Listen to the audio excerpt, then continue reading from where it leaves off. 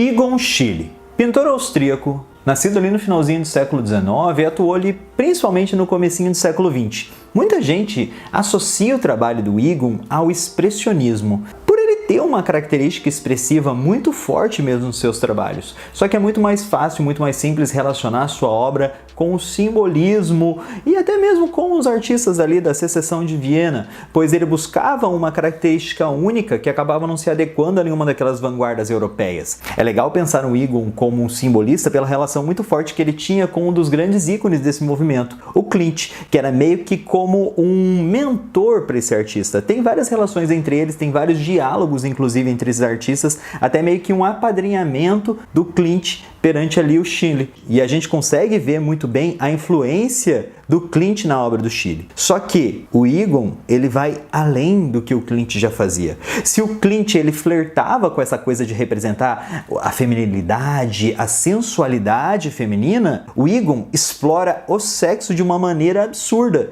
Ele leva a sexualidade a um outro nível nas suas obras, explorando tanto a sexualidade masculina quanto a sexualidade feminina. E ele não faz isso de uma maneira tranquila não, que nem o Klimt fazia. Ele faz isso de uma maneira agressiva, violenta, truculenta. Ele representa os corpos com suas deformações, características do seu trabalho, e ele dá uma ênfase muito grande nessa questão da sexualidade, até mesmo da própria sexualidade, porque muitas vezes o Egon se representa nu, ele se representou nu mais ou menos umas 100 vezes, e a gente pode ainda pensar em várias relações freudianas dentro da obra do Egon, principalmente quando ele começa a falar do trabalho até mesmo da própria mãe.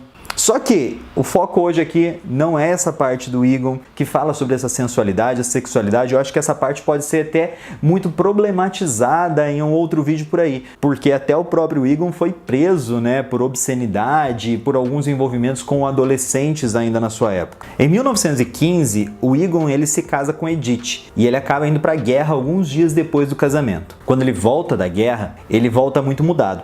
Aquele trabalho que era agressivo, violento, truculento, nu e cru, começa a dar espaço para um trabalho que é sensível, para um trabalho que parece ser um pouco mais maduro no sentido de sensibilidade, ele é mais tenro, ele é mais vulnerável. A gente começa a ver um outro lado do Schiele, a gente começa a ver um outro lado do artista, um lado que até é um pouco mais obscuro. E aí nessa segunda fase do trabalho do Schiele, a gente tem um trabalho muito especial que se chama A Família. Na verdade, esse quadro ele ganhou o nome de A Família depois da morte do Schiele, porque antes disso esse trabalho se chamava Casal Agachado. E esse trabalho acaba sendo muito forte pela simbologia que ele traz. Porque a gente tem aquela simbologia tradicional de uma família. A gente tem ali a figura do Egon, né, sendo esse patriarca, essa figura que envolve a esposa que estaria ali no meio e um filho que estaria ali embaixo.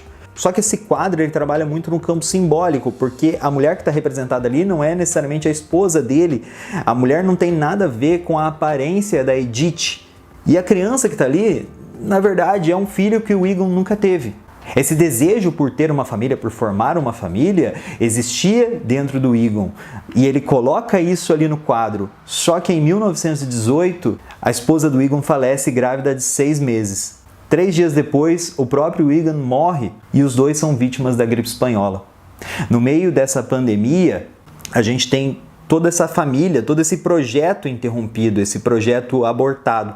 Então o quadro, ele tem uma carga simbólica muito forte quando a gente pensa nessa estrutura que ele estava planejando. Até o próprio retrato do Egon que tem ali dentro é uma reprodução de um desenho que ele já tinha feito. Só que no desenho original ele tinha se representado agachado, sorrindo, altivo. E na pintura ele acaba se colocando como uma figura muito mais melancólica, mais obscura. O quadro em si ele tem uma carga obscura. Como se o quadro já pudesse prever que aquela família de certa forma não ia se concretizar. Como se ele já visse que aquilo era um sonho que estava quebrado, seria um sonho perdido. Se antes o trabalho do Egon representava uma agressividade e um corpo carregado de sensualidade, agora aqui a gente tem o Egon nu, a esposa dele nua, mas não tem mais essa carga sexual. Carrega-se ali uma pessoa que parece que está despida não só de humanidade, mas a gente parece que está vendo ali pessoas despidas de tudo. A gente está vendo ali, parece que a alma daquelas figuras. E é impossível olhar para essa família despida de tudo e não pensar no que a gente está vivendo hoje. Enquanto as famílias também estão sendo interrompidas, como a família do Egon foi interrompida. Hoje, dia 10 de maio, quando eu estou gravando esse vídeo, olhei os números na internet, quase 300 mil famílias ao redor do mundo alteradas por causa dessa situação.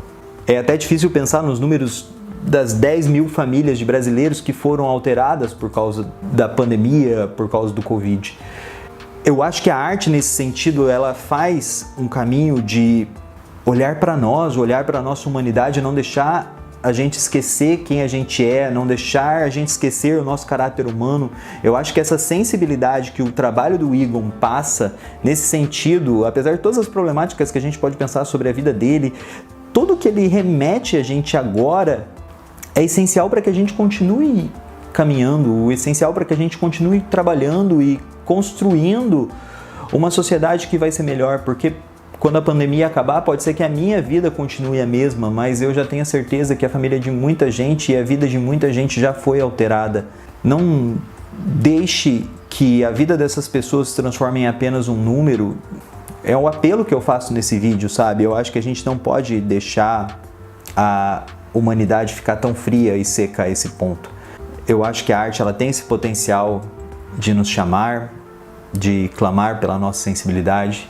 E aqui, como é um espaço de arte, eu estou fazendo esse clamor. Não deixe que essas vidas virem números. Não deixe a humanidade que existe dentro da gente se apagar de alguma forma.